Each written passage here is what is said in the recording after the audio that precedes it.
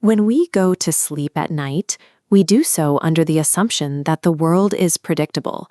We trust that a physical deadbolt will stop a stranger, and we trust that every creak in the floorboards has a boring, earthly explanation.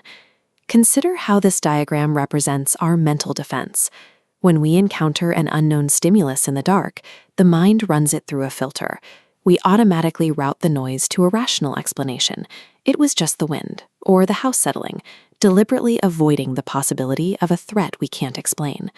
This is a necessary evolutionary trade-off. If we treated every bump in the night as an anomaly, we would live in a constant state of panic. The brain demands a mundane explanation, so we can return to a state of baseline calm. But occasionally, highly skeptical people experience events that bypass these mental filters entirely.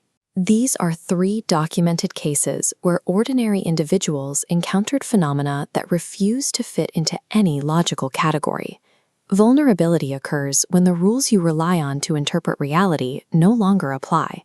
It's the realization that the world you think you understand is behaving in ways that should be impossible.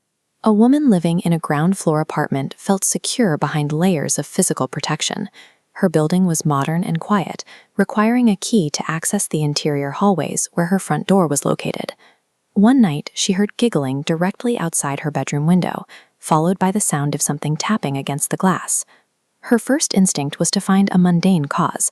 She assumed neighborhood children were playing a prank, shushed them through the glass, and went back to sleep.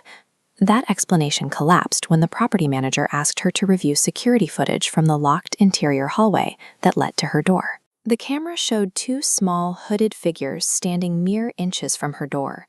They didn't pace or talk. They stood totally motionless for 10 unbroken minutes at 2 in the morning. The footage showed them trying the door handle several times before skipping away and vanishing.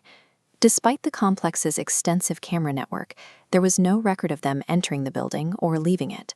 They appeared at her door and then ceased to exist on the digital record.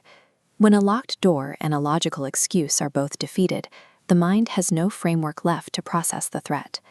The safety provided by the building's walls was proven to be an illusion. In our second case, a retail worker dealt with an escalating threat that initially appeared to follow a human, predictable pattern. Someone began leaving neon pink sticky notes on his car door after work. The notes transitioned from friendly to demanding, eventually claiming the writer knew where he lived. He took every logical precaution. He assumed it was a coworker, relied on his locked house, and even went as far as replacing all his exterior locks with brand new hardware. He woke up the morning after changing his locks to find a pink note stuck to his refrigerator inside his kitchen. It read, "You can't keep me away." He lived alone. He hadn't given a key to anyone. There were no signs of forced entry, and the new locks remained engaged. He realized that while he was asleep, had just installed. The threat stopped being a simple stalker the moment he bypassed a locked door without a key. He had access to a space that logic says was sealed, turning a secure home into a place where the physical laws of entry no longer seemed to matter. Our final case involves a self-proclaimed skeptic pet-sitting at a highly secure mansion in the middle of nowhere. At 3 a.m., the dog began barking viciously at the basement door, a loud, aggressive sound that suggested someone was standing on the other side. The skeptic followed a logical protocol.